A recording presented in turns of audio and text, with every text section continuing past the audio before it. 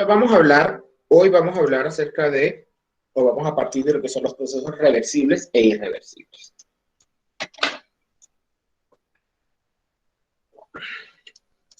Ya sabemos previamente, debido al enunciado de Kelvin Planck, que no puede existir ninguna máquina térmica que tenga una eficiencia del 100%. Pero eso entonces abre una pregunta muy importante.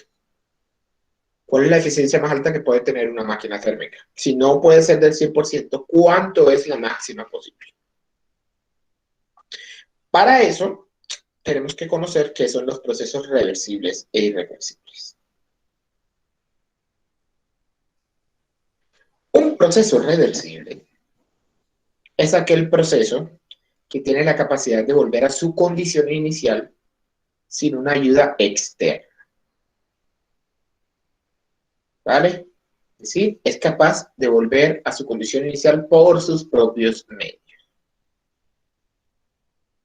Un proceso irreversible es un proceso el cual no es capaz de volver a su condición inicial por sus propios medios. Existirán procesos más irreversibles que otros. Hay procesos tan irreversibles que ni siquiera con ayuda externa pueden volver a su condición inicial. Un ejemplo de esto, vamos a pensar en un péndulo. Imaginémonos un péndulo, el cual se encuentra en un ambiente donde no hay fricción. No hay fricción de ninguna forma, no hay aire que afecte su movimiento, ¿cierto? No hay nada que afecte el movimiento del péndulo. ¿Qué pasa si yo suelto ese péndulo en ese tipo de ambiente? ¿Qué pasará eventualmente?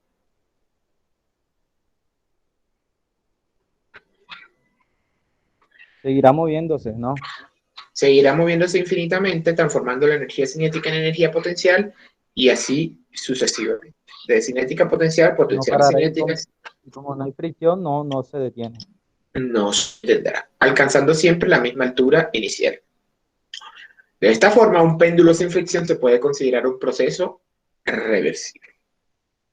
Pero como en la vida las cosas no son así, ¿cierto? Un péndulo, por ejemplo, tiene que estar sujeto de alguna parte. Esa parte te va a generar fricción y va a generar oposición al movimiento. Por otra parte, va a haber aire, aunque estemos en el espacio, en una zona de vacío, siempre va a haber fricción con respecto al punto de agarre. Entonces, en la vida real, si yo suelto un péndulo, ¿qué va a pasar eventualmente?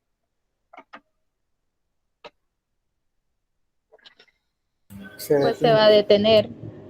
Se va a detener. Eso es un proceso irreversible. Péndulo sin fricción se puede considerar un péndulo reversible, un proceso reversible. Un péndulo en la vida real se puede considerar un proceso irreversible, porque este por su propio medio no puede volver a las condiciones iniciales. Necesita un impulso externo para alcanzar esas condiciones iniciales. Otro ejemplo de un proceso incluso más irreversible es la quema de una hoja. Cuando tú quemas una hoja, es prácticamente, mejor dicho, es imposible hacer que esa hoja vuelva a ser la hoja que era antes. Eso es un proceso que es aún más irreversible, porque por lo menos el péndulo, si uno aplica una fuerza y vuelve a ubicar el péndulo donde estaba, puede hacer que vuelva a su condición inicial. Una hoja quemada ya no puede volver a su condición inicial. ¿Es claro esto?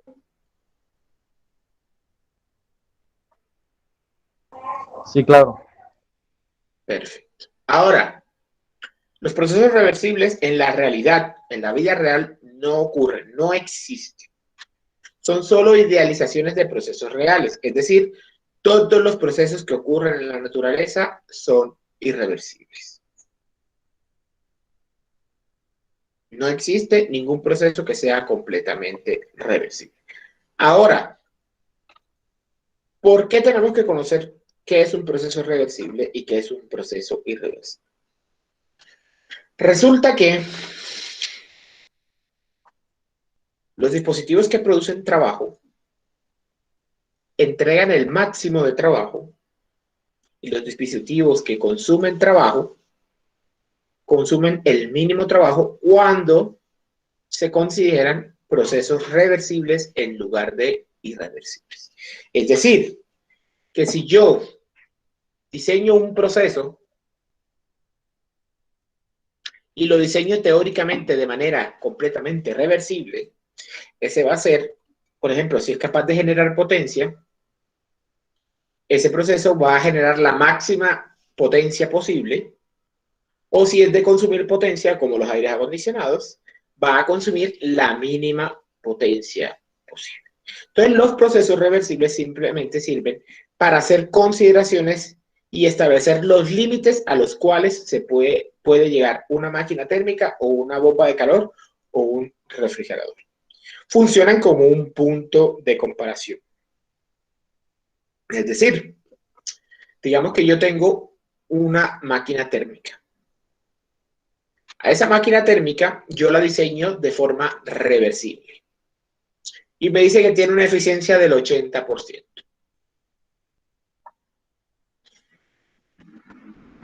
Y también existe esa misma máquina de forma irreversible, la cual tiene una eficiencia, digamos, del 40%. ¿Para qué nos sirve tener la reversible y la irreversible? La reversible sirve como un punto de comparación. Sirve para establecer qué tan lejos estamos de optimizar nuestro proceso en lo máximo posible. Es decir, si en la realidad tenemos 40% y en la teoría tenemos un 80% como máximo, quiere decir que hay espacio de mejora, ¿cierto? Para poder acercarnos a ese 80%. Nunca alcanzarlo, porque no existen los procesos reversibles. Es imposible alcanzar ese 80%, pero es posible acercarse a ese 80%. Entonces, los procesos reversibles funcionan como un punto de comparación. Y el concepto de proceso reversible conduce a la definición de eficiencia según la segunda ley para procesos reales, que es el grado de aproximación al proceso reversible correspondiente. Es decir, qué tan cerca está un proceso irreversible de un proceso reversible con respecto a sus eficiencias. Para eso funciona la consideración de un proceso reversible con respecto a un proceso irreversible. Para comparar qué también se está comportando un proceso con respecto al proceso perfecto. Nunca se puede superar la eficiencia reversible. Es decir, que la respuesta a la pregunta, ¿cuál es la eficiencia más alta que puede tener una máquina térmica? La respuesta a esa pregunta es, la eficiencia más alta que puede tener una máquina térmica es aquella cuando ésta se considera completamente reversible. Es decir, cuando la máquina térmica se considera completamente reversible. Es la máxima eficiencia que puede tener una máquina térmica.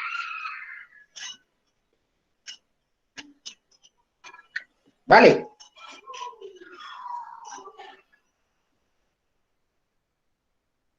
¿Todo bien?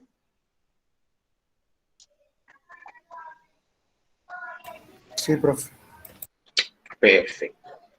Ahora, para poder hacer la comparación existe algo que se llama el ciclo de Carnot. El ciclo de Carnot lo inventó el señor Sade Carnot para poder comparar o para poder establecer una comparación con cualquier máquina térmica existente, considerando a esta completamente reversible. Sade Carnot establece unos puntos importantes para tener en cuenta con respecto a las máquinas térmicas.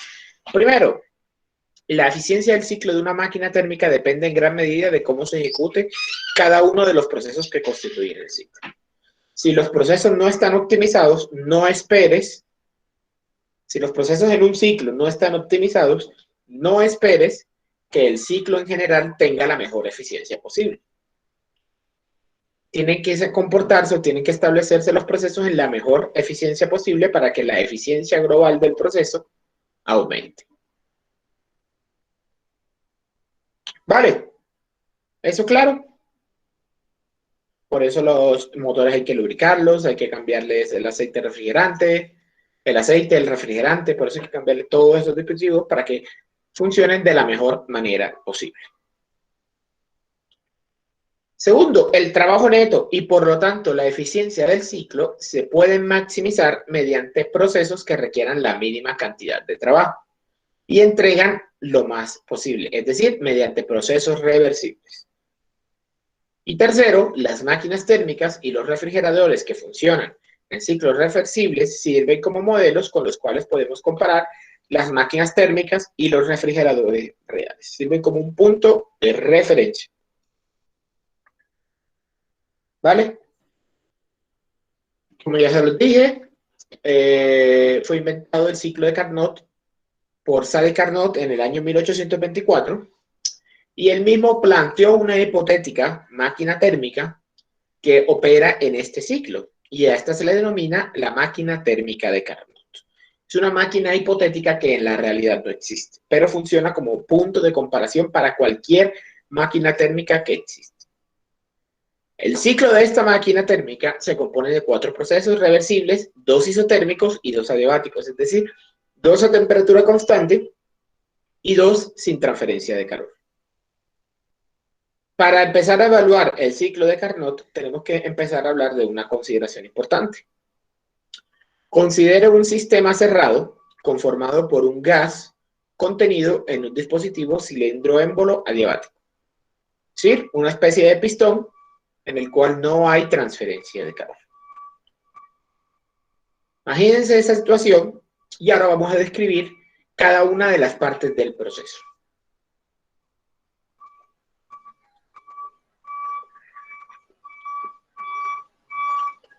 El primer proceso consiste en llevar el fluido de trabajo de un estado inicial 1 hacia un estado 2, mediante un proceso denominado expansión isotérmica reversible.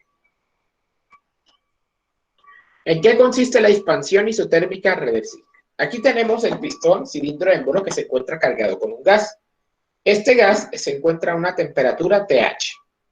El aislamiento del cilindro-émbolo es quitado de tal forma de que el gas puede transferir energía entre una fuente de energía ATH, ¿cierto? Como este gas se encuentra a alta temperatura, cuando un gas se encuentra a alta temperatura, él tiende a expandirse. Este gas se va a expandir hasta llegar o hasta pasar de la posición 1 hacia la posición 2. Como el gas se intenta expandir, inmediatamente él va a empezar a disminuir la temperatura. Pero como este gas está en contacto con la fuente de energía, en el momento en el que disminuya, así sea una milésima su temperatura, va a existir transferencia de calor. Esta transferencia de calor se denomina el calor de alta temperatura. A esto se le denomina la expansión isotérmica reversible. Este calor hace que esta temperatura, aunque se expanda pasando de la posición 1 a la posición 2, esta temperatura se mantenga constante. Les doy un momento para que copien lo que tengan que copiar, para que hagan el dibujo si lo quieren hacer, y pasamos al segundo proceso.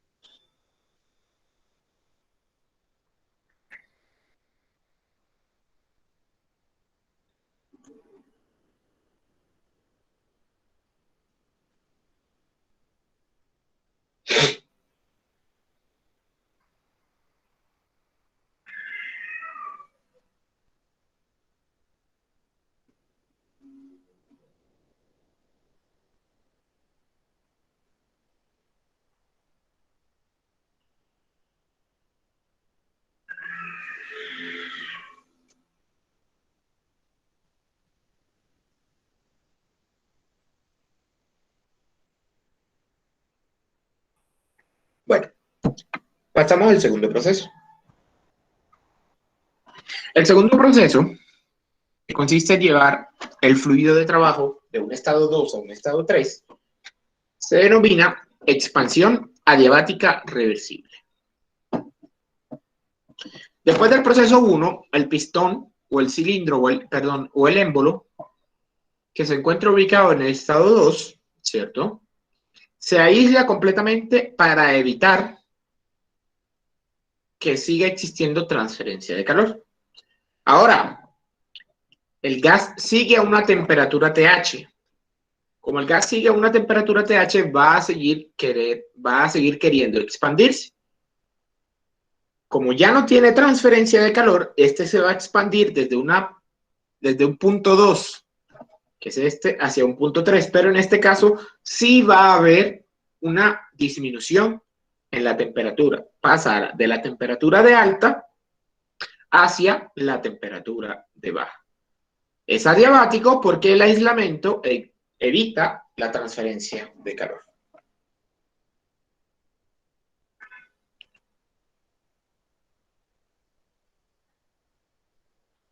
Les dejo para que copien y para que hagan el dibujo que necesiten hacer.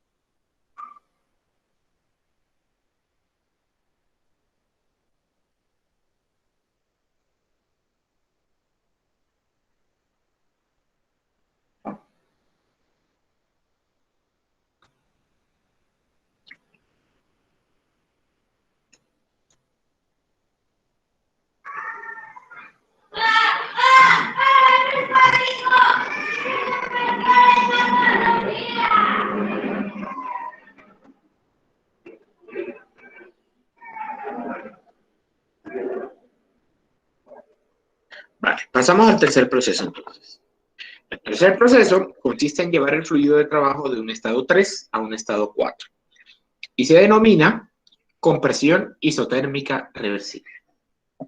El gas ya se ha expandido completamente, llegando a la posición 3 o al estado número 3. Ahora, el cilindro émbolo se le quita el aislamiento y se deja expuesto al sumidero de energía a baja temperatura, TL. Se inicia una compresión de tal forma de que cuando nosotros intentamos comprimir un gas, este tiende a calentarse. Pero como está expuesto a un sumidero de baja temperatura, en el momento en el que exista un pequeño aumento de la temperatura, va a existir una transferencia de calor QL o el calor de baja temperatura, que hace que la temperatura se mantenga constante hasta alcanzar el estado número 4.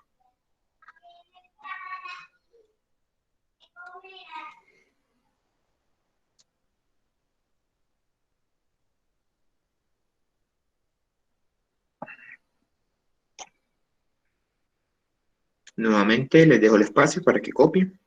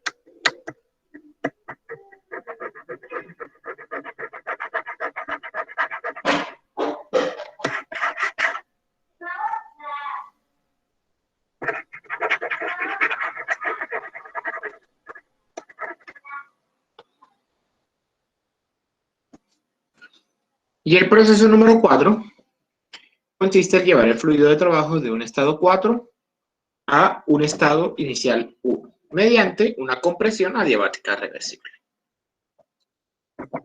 Una vez estando en el estado 4 hay que volver al estado inicial. Para el sistema de cilindro de émbolo se sella el aislamiento, de tal forma de que ya no exista transferencia de calor y se sigue comprimiendo el gas. Como ya no hay transferencia de calor, el gas pasa de una temperatura TL a una temperatura TH, que es el punto inicial donde iniciamos. Y de ahí en adelante se repite el ciclo.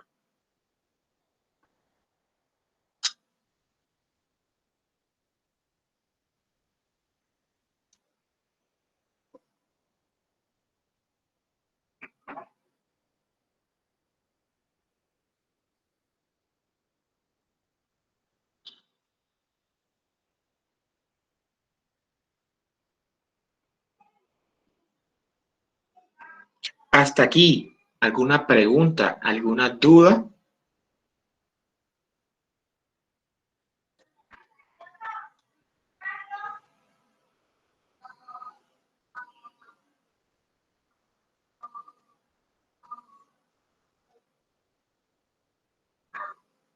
¿Hola?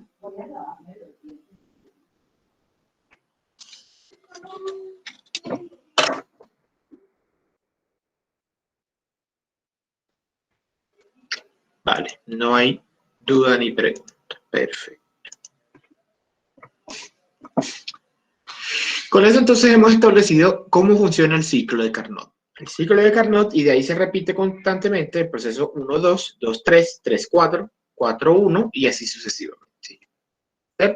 Este es un esquema de cómo se vería representado en un diagrama presión-volumen del ciclo de Carnot.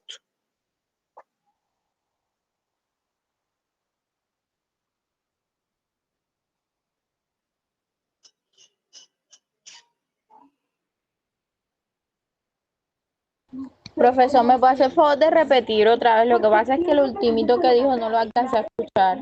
Lo de esto es sencillo. Que el ciclo de Carnot se repite a partir del 4-1 constantemente, de la forma 1-2, 2-3, 3-4, 4-1 y así sucesivamente. Y esto que estamos viendo aquí es la representación para un gas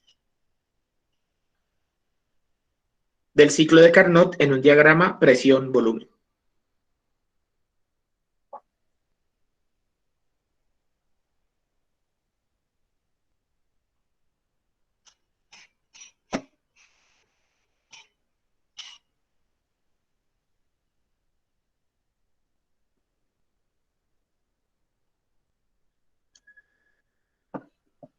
Hagan el dibujito, yo los espero para que lo tengan ahí en la mano.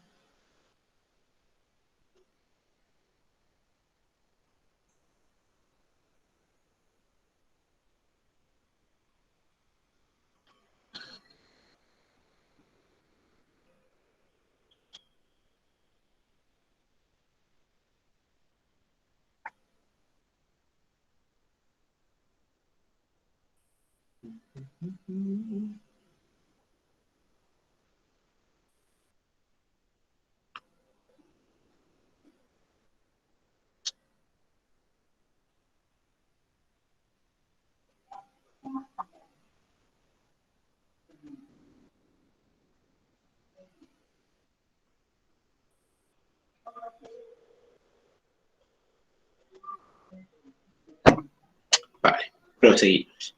Ahora, con su máquina térmica, Carnot estableció dos principios principales.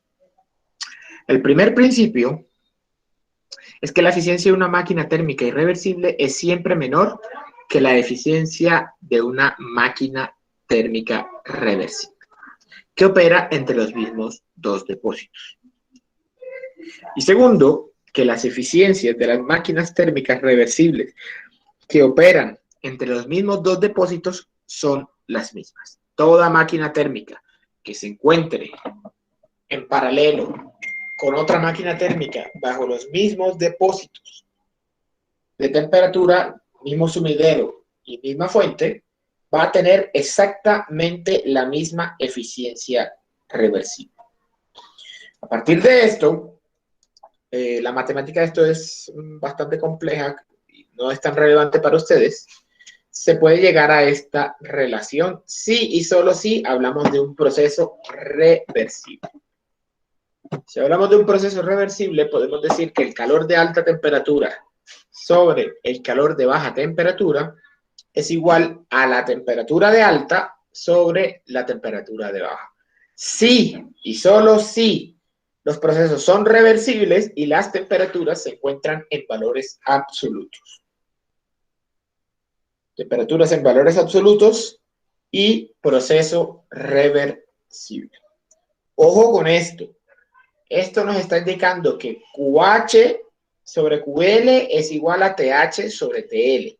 No que QH es igual a TH, ni que TL es igual a QL.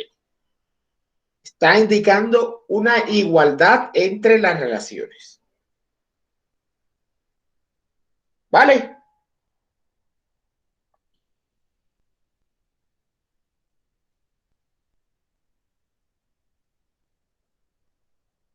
Listo.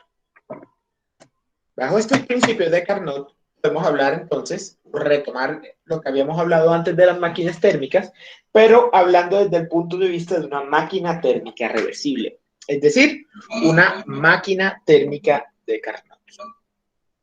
La hipotética máquina térmica que opera en el ciclo reversible de Carnot se llama máquina térmica de Carnot. La eficiencia térmica de cualquier máquina térmica reversible la habíamos definido previamente, reversible o irreversible, de la que sea, la habíamos definido previamente como 1 menos QL sobre QH. Si tenemos en cuenta la relación anterior, que QH sobre QL es igual a TH sobre TL, para un proceso reversible, la máxima eficiencia posible es la representada de esta forma, utilizando la relación de procesos reversibles. 1 menos TL sobre TH. Esta es la eficiencia máxima que puede tener una máquina térmica que opera entre los dos depósitos de energía térmica a temperaturas TL y TH.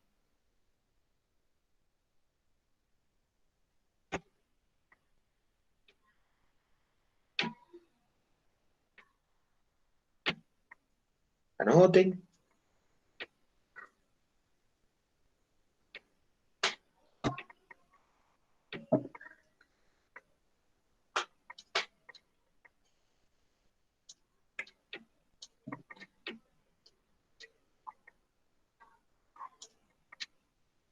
Vale. Proseguimos. Ahora, aquí tenemos un ejemplo de 3 máquinas térmicas. Hay una máquina térmica reversible, una máquina térmica irreversible y una máquina térmica imposible. ¿Quién me puede decir por qué cada una recibe ese nombre? La primera reversible, la segunda irreversible y la tercera imposible.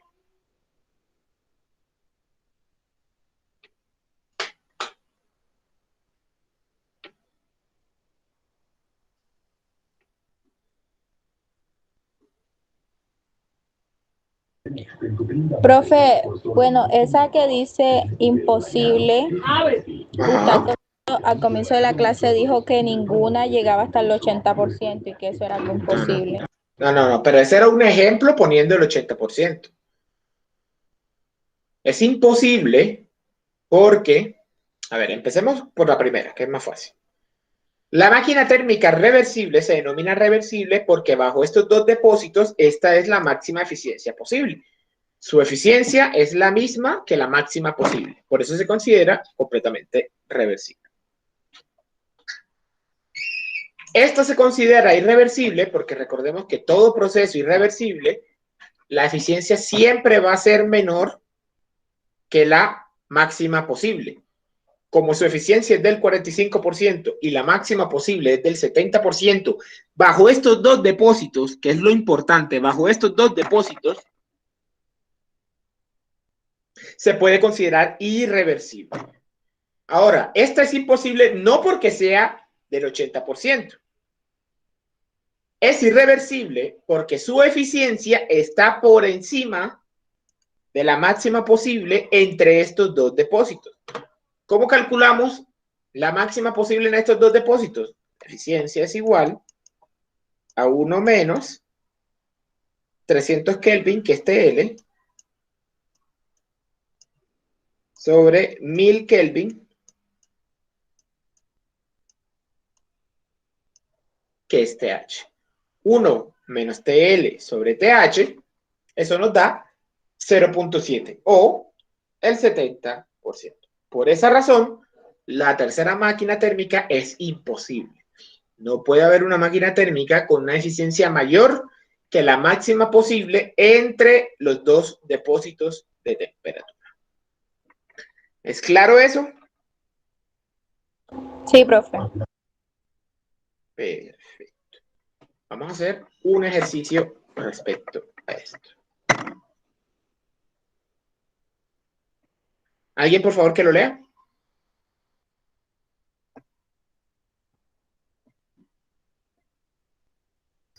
Una máquina térmica de Carnot, como la mostrada en la figura 648, recibe 500 kJ de calor por ciclo desde una fuente de alta temperatura a 652 grados centígrados y rechaza calor hacia un sumidero de baja temperatura a 30 grados centígrados. Determine la eficiencia térmica de esa máquina de Carnot y la cantidad de calor rechazada por ciclo hacia el sumidero. Vale, tenemos una máquina térmica, tenemos las temperaturas de las fuentes y tenemos el calor de alta temperatura que recibe la máquina térmica, ¿cierto? Vamos a pasar a resolver este ejercicio. Y enseguida lo pongo más grande para tomar los datos. Recibe calor, o sea que QH es igual a 500 kJ.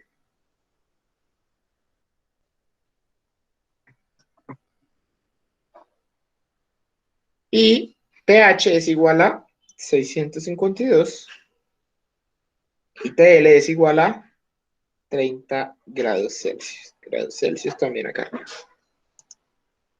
Listo. Ya tenemos las máquinas térmicas. ¿Qué es lo que nos piden? La eficiencia de la máquina térmica y la cantidad de calor rechazada por ciclo hacia el sumidero. Perfecto. Empecemos por el punto A. El punto A nos pide la eficiencia de esta máquina térmica.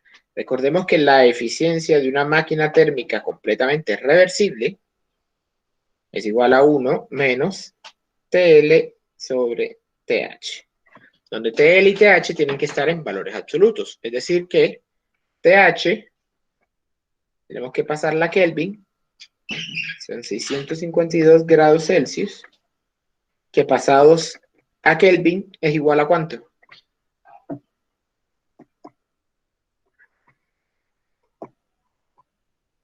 $925.15. 925.15 Kelvin. Y TL, que es igual a 30 grados Celsius, pasado a Kelvin,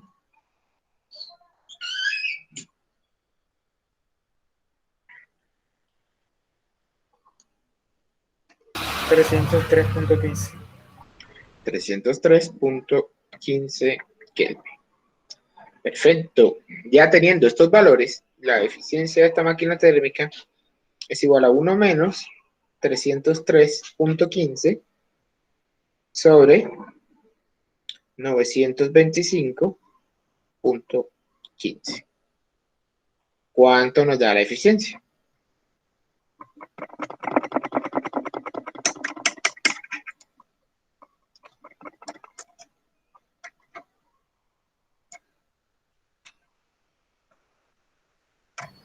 El 67.23%. 0.6723, ¿eh? Sí, profe. O sea, 67.23%. Esa es la máxima eficiencia que puede tener esta máquina térmica, ¿cierto? Bajo estos dos focos o depósitos de temperatura. Ahora, el punto B. El punto B nos pide el calor de desecho, ¿no? La cantidad de calor rechazada por el ciclo hacia el sumidero. Ahora, para esto tenemos que usar la expresión, podemos usar la expresión que estableció Carnot con respecto a los calores, que QH sobre QL para un proceso reversible es igual a TH sobre TL. Tenemos TH, tenemos TL y tenemos QH, que son los 500 kilojoules. Despejamos QL. QL es igual a QH multiplica a TL sobre TH. Es decir, 500 kilojoules que multiplica a 303.15 sobre 925.15 Kelvin cada uno. Kelvin y Kelvin se va. Aquí puse 5 kilojoules y eran 500. 500 kilojoules. ¿Cuánto nos da? Bueno. 163.83. 163.83 kilojoules.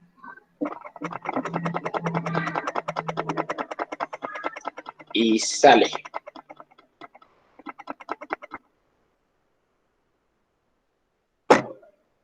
Así resolvemos los 2 puntos de este ejercicio.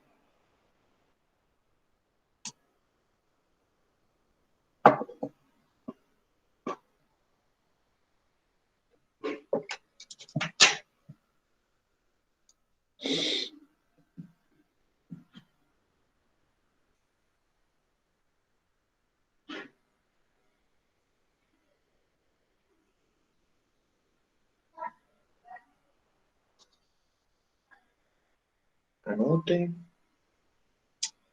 Y pasamos a lo siguiente.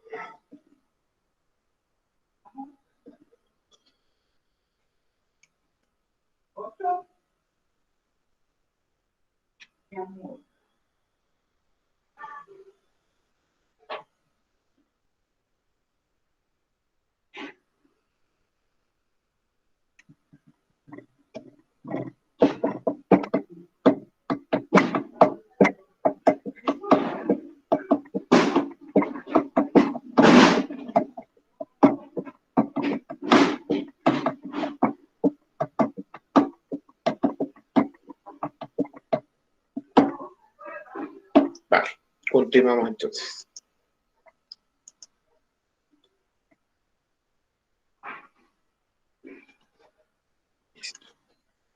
Ahora hablemos de la calidad nuevamente, teniendo ya explicado cómo funciona Carnot y cómo funcionan los procesos reversibles. Para el desarrollo de esta gráfica utilicé el mismo ejercicio anterior, pero variando la temperatura del depósito de alta temperatura. Esta gráfica, la línea roja nos muestra el trabajo neto que es capaz de generar la máquina térmica a medida de que aumento la temperatura del depósito de alta temperatura. Y la línea amarillenta o naranjada nos muestra la eficiencia máxima que alcanza la máquina térmica a medida de que yo aumento el depósito de alta temperatura. De esta forma vemos que a medida de que yo aumento la temperatura,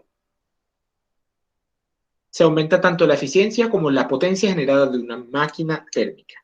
Pero si nos damos cuenta de manera asintótica, es decir, que llegará a un punto donde el aumento en la temperatura no va a aumentar o no va a generar un aumento significativo tanto en la eficiencia como en la generación. ¿Por qué?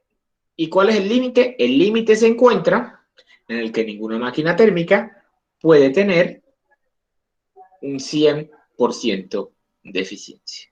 Como no puede existir una máquina térmica con un 100% de eficiencia, nunca se va a alcanzar ese 100% dentro de la gráfica.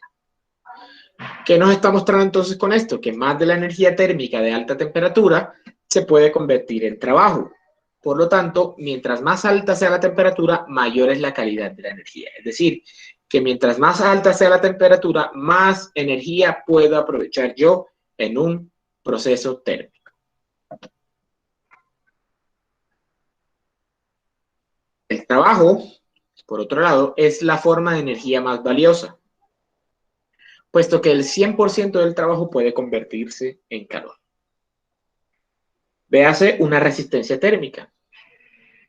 Las resistencias térmicas transforman todo el trabajo en calor. Para los que se han hecho las uñas, alguna vez que se han arreglado las uñas, no sé si alguna vez han visto que echan un aparato al agua para calentarlo. ¿Alguien de ustedes lo ha visto? Profe, acá lo utilizamos para hervir el agua. Bueno, le ponen un aparato, eso es una resistencia térmica. Eso lo que hace es que toman todo el trabajo eléctrico que viene de la red y lo transforman en calor para que se caliente el agua. ¿Vale?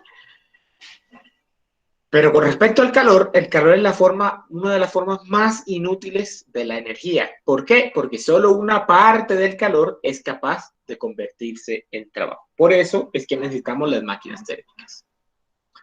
Ahora, hay que tener muy claro y algo muy importante. La cantidad de la energía, como ya lo sabemos por la primera ley, se conserva, pero no se conserva la calidad. Es decir, que hay que tener mucho cuidado de cómo se hace la transferencia de energía si queremos mantener la calidad energética de un proceso.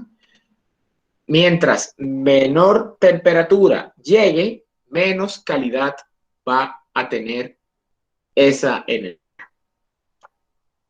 Por ejemplo, consideremos dos estudiantes, Andy y Wendy, ahí puede ser Juan, Pepito, lo que sea, yo me puse esos nombres.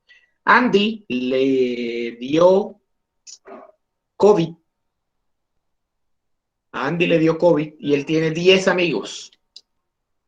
Y de esos 10 amigos, ninguno se preocupó por él, ninguno se puso en contacto con él, ninguno ni se enteró que Andy, imagínense, se murió.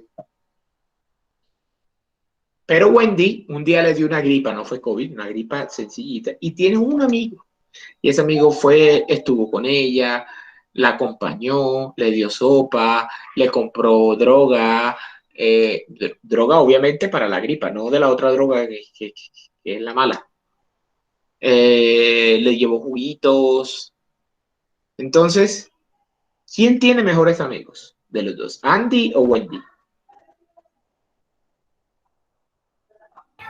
Wendy. Wendy tiene mejores amigos. Andy tiene cantidad, Wendy tiene calidad. Por eso hablamos de la calidad de la energía. Ahora, como ya hablamos de la máquina térmica de Carnot, ahora vamos a hablar de los refrigeradores, puesto que los refrigeradores también son máquinas térmicas y también se pueden llevar al punto máximo de comparación. Ahora, recordemos el ciclo de Carnot. Ahora, ese ciclo de Carnot funcionando de manera inversa, es decir, ya no va de 1 a 2, 2 a 3, 3, 4, 4, 1, sino que va 1, 4, 4, 3, 3, 2, 2, 1, se denomina ciclo inverso de Carnot. Todo elemento que opere en un ciclo inverso refrigerador se le puede ciclo inverso de Carnot se le puede denominar refrigerador de Carnot o bomba de calor de Carnot.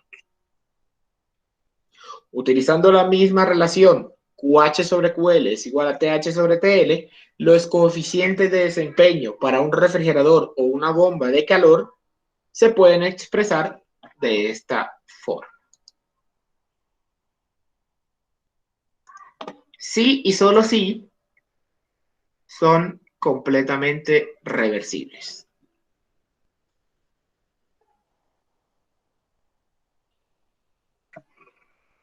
Entonces, para un refrigerador y una bomba de calor reversible, estos son los coeficientes de desempeño más altos que puede tener un refrigerador o una bomba de calor que opera entre los límites de temperatura TL y TH. Y por ende, al ser los coeficientes de desempeño más altos, se consume la mínima potencia posible. Entonces, cuando ustedes les hablen o les pregunten cuál es la mínima potencia posible que puede consumir un refrigerador o una bomba de calor, es la mínima considerando que el refrigerador es un refrigerador o una bomba de calor de Carnot.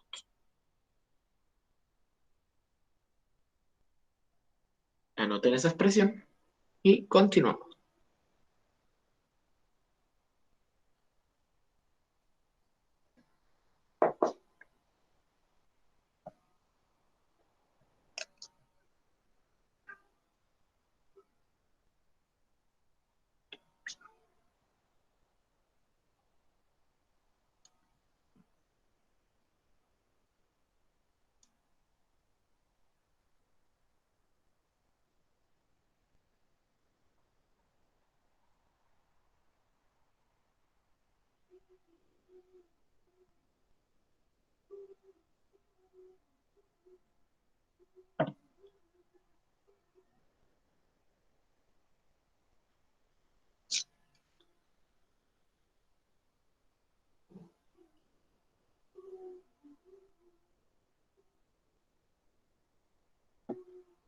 Ahora vamos a hacer un pequeño ejercicio. Alguien, por favor, que lo lea.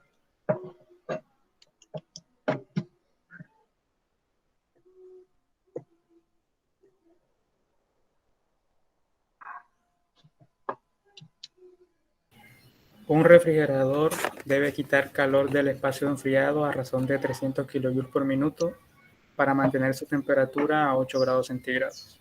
Si el aire que rodea al refrigerador está a 25 grados centígrados, determine la entrada mínima de potencia que se necesita para este refrigerador.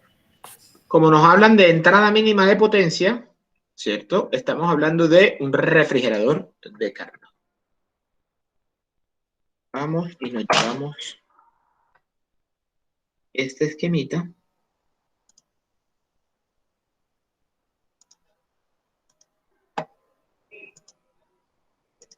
Hacia el tablero.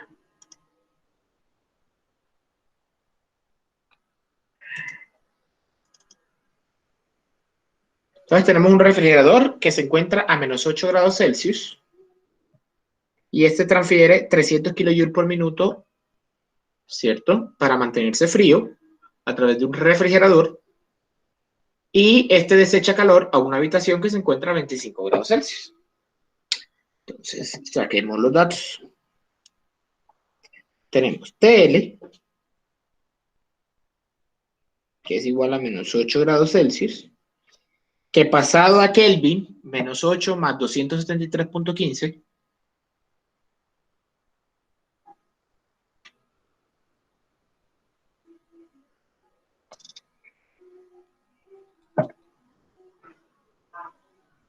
$265.15. 265.15 Kelvin. Y TH, que es igual a 25 grados Celsius, que pasado a Kelvin, debería ser 298.15, ¿no? Sí, profe. Perfecto.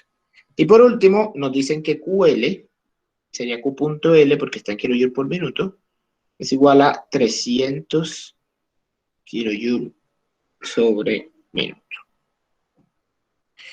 Que pasado a kilojoule sobre segundo para que quede en kilovatio por un minuto sobre 60 segundos, minuto con minuto se va, 300 entre 60, eso es como si tuviéramos 30 entre 6, es igual a 5 kilovatios. Perfectísimo.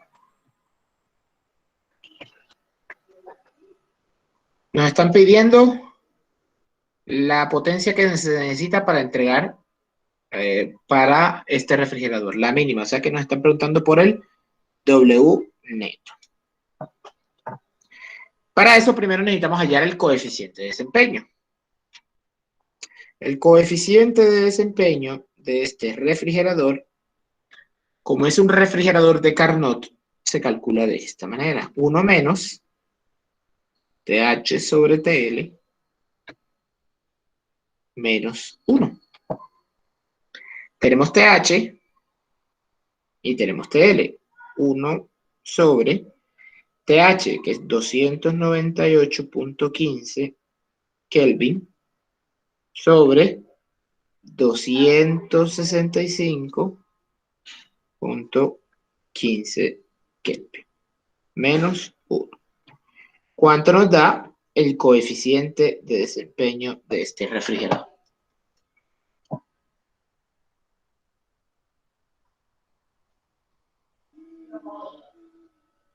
$8.03. 8.03. 0.34.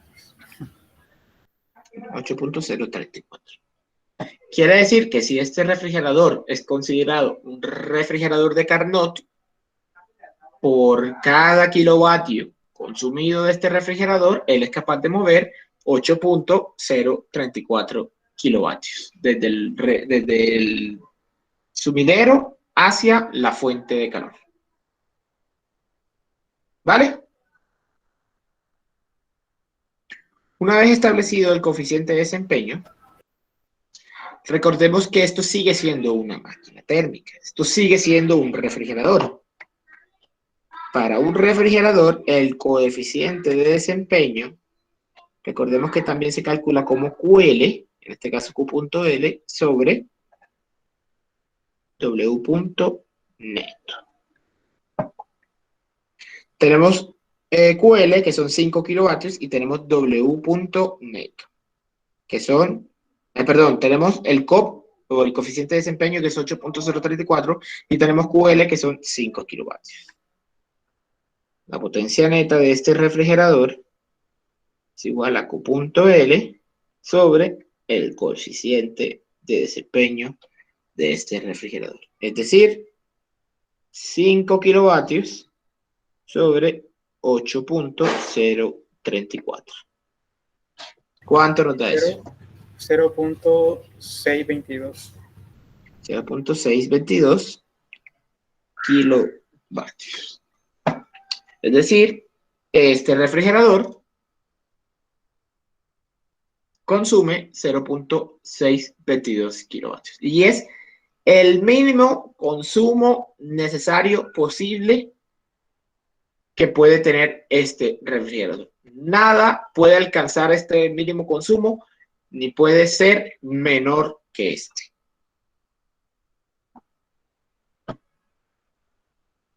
¿Todo bien? ¿Alguna duda? ¿Alguna pregunta?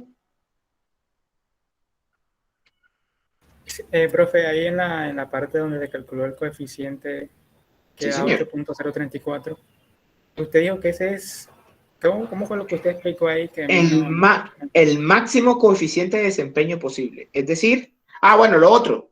Quiere decir que si el refrigerador consumiera 1 kilovatio de potencia, este es capaz de es capaz de mover 8.034 kilovatios de calor desde el punto frío hacia el punto caliente. Ok, profe. ¿Vale?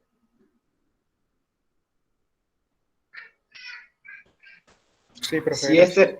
Si este refrigerador no fuese considerado reversible, el coeficiente de desempeño irreversible tiene que ser menor que este.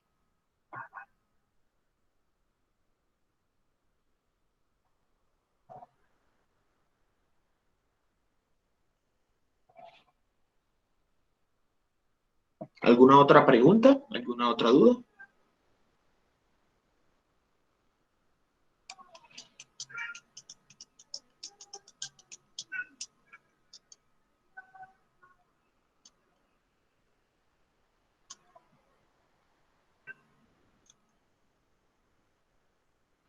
Vale. Y con esto, muchachos, hemos terminado el curso de termodinámica. Sí, señores. Hasta aquí llega el curso de termodinámica. Con esto hemos finalizado la trama de máquinas térmicas, que es la segunda ley de la termodinámica. Recuerden que de hoy en 8 tenemos el quiz final del curso. ¿De qué temas serán, profe? El quiz entra hasta antes de Carnot, hasta antes de procesos reversibles y reversibles. Entra calores específicos y máquinas térmicas. Profe, yo en la clase anterior no pude estar, pero usted mandó eso al correo, ¿no? La clase está subida en Cintia. Sí, ok. Sí. La clase está subida en Cintia. Entonces el parcial sería... El parcial ya sería todo. Recuerden que el quiz entra teoría. Y en la teoría sí entra todo. Porque tengo que evaluar teoría.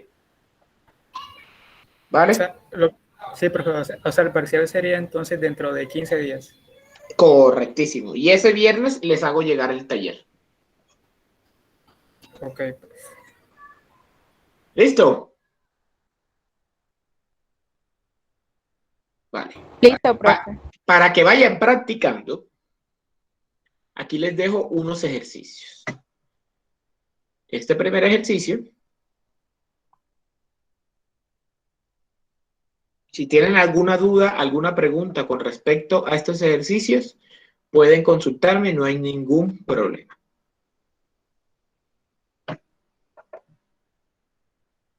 Aquí va el primero, son 3 ejercicios en total.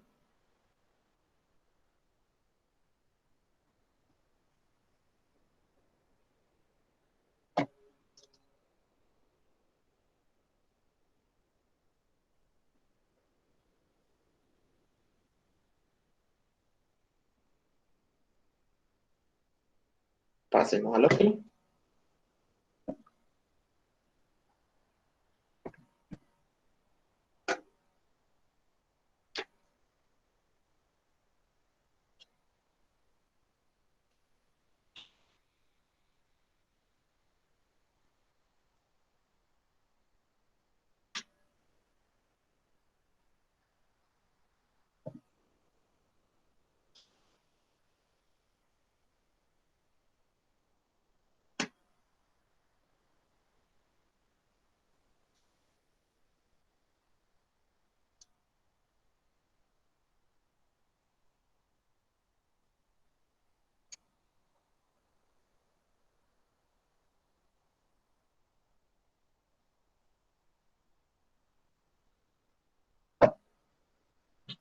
Y el tercero.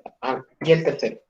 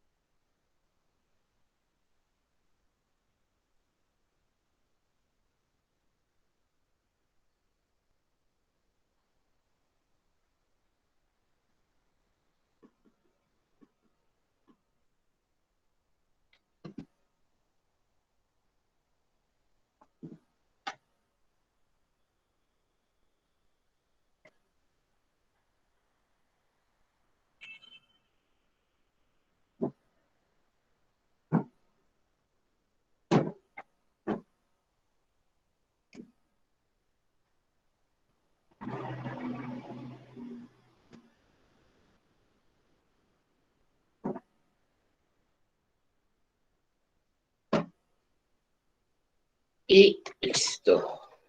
Dejamos de grabar. Y creo que el día de mañana les estaré subiendo una clase.